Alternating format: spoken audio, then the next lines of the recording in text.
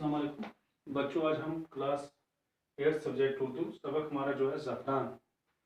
تو آج ہم زعفران کے بارے میں پڑھیں گے. مشہور شاعر کلیات اس نے اپنی کتابوں میں زعفران کے کھیتوں کے حسن کی جا بجا تعریف کی. جا بجا جگہ جگہ. سنسکرت کا کوئی طالب علم کلیت اس کو فرموش نہیں کر سکتا. فرموش ہو گیا بھول جانا، کوئی بھی بھول نہیں سکتا ہے. زعفران کے حسن نے شاعروں، ادیبوں اور مفکروں کو اپنی طرف سے متوجہ کیا. زعفران کے کھیتوں کو زعفران زار بھی کہا جاتا ہے. اس کے معنی لغت میں یہ لکھے ہیں وہ مقام جہاں دور تک زرد پھول ہو یا زرد فصل کھڑی ہو. دوسرے معنی یہ بھی لکھے ہیں وہ جگہ جہاں پہنچ کر انسان کو بہت ہنسی آئے. مشہور ہے کہ زعفران کے کھیت میں پہنچ کر انسان کو خود بہت ہنسی آنے لگتی. کشمیر میں زعفران زار کو ہنسی مذاق کی محفل کے لیے بھی استعمال کرتے. کہتے ہیں کہ اس کی خوبصورتی کو دیکھ کر غیر ملکی فوجیوں نے اس کے حسن کے آگے اپنا سر جھکا دیا تھا اور وہ اس کی خوبصورتی میں کھو گئے. کہا جاتا ہے اسکندر اعظم کے یونانی فوجیوں نے جب کشمیر کی وادی میں زعفران کے کھیتوں کا حسن دیکھا تو وہ حیران رہ گئے. وہ خوبصورت پھولوں میں اپنی فوجی فرائض بھول بیٹھے اور زعفران کے پھولوں کے خوبصورت رنگوں میں فطرت کی انگڑائی دیکھنے لگے. ابو الفاضل نے آئین اکبری میں زعفران کی عجیب تعریفیں کی. اکتوبر اور نومبر میں سری نگر سے کچھ دور پامپور کے زعفران کے کھیتوں کی خوبصورت دیکھنے کی چیز ہوتی ہے.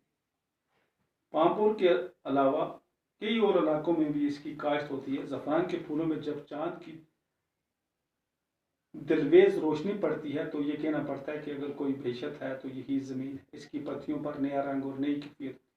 زعفران کو بادشاہوں کا پھول سمجھا گیا ہے اور یہ دوسری بات ہے کہ اس کی تخلیق میں محنت کش طبقے کا لہو شامل ہوتا ہے. یونانیوں کے یہاں زعفران کے رنگ کو شاہی رنگ سمجھا جاتا ہے. ہندوؤں کے یہاں بھی زعفران کے تلک کو مقدس سمجھا. مقدس مین پاک. مقدس کا مطلب ہے پاک. زمانہ قدیم میں زعفران کا تصویر وادی کشمیر سے الگ نہیں کیا جاتا تھا. یہی وجہ کہ زعفران کو کشمیر راجا بھی کہا جاتا ہے. زعفران کی خوشبو سے یونان کے دربار، تھیٹر اور ہال مہک اٹھتے. کشمیر سے لے کر یونان تک مختلف دعاؤں میں زعفران کا استعمال ہوتا رہا ہے. ان دنوں کشمیر اور اسپین کے لوگ اپنے کھانوں میں زعفران استعمال کرتے. انگلینڈ میں بھی 17ویں صدی میں اس کی کاشت شروع ہوئی. زعفران کی کاشت ایک مستقل فن ہے. اس کی کاشت کے لیے خاص قسم کی ڈولان زمین درکار ہے. جولائی اور اگست میں بیج کے بلب ڈالے جاتے ہیں. ایک بار ڈالنے کے بعد تقریباً 14 برس تک اس پر زیادہ محنت کی ضرورت نہیں ہوتی. اکتوبر میں پھول نکل آتے ہیں. پھر ایک خوبصورت باغ ہماری نگاہوں کے سامنے ہوتا ہے. دھوپ میں زعفران کے پھول چن کر سکھائے جاتے ہیں اور پھر مختلف قسم کے زعفران تیار ہو جاتے ہیں.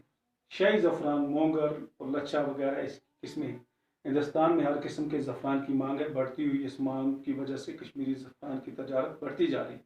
کشمیر میں زعفران کی کاشتکاری کو بڑے پیمانے پر فروغ دینے کے لیے مرکزی اور ریاستی حکومت نے کئی منصوبے تشکیل دیے اور ایک طویل منصوبہ نیشنل زعفران مشن کے تحت ہاتھ میں لیا ہے. امید ہے کہ جدید سائنسی طریقوں سے بھی کاشت کرنے کی کوشش کی جائے گی اور کلیت نے اپنے نظموں میں زعفران کے حسن کو جس خوبصورتی بیان کیا اس کی اصلی خوشبو تمام دنیا میں پھیل جائے گی.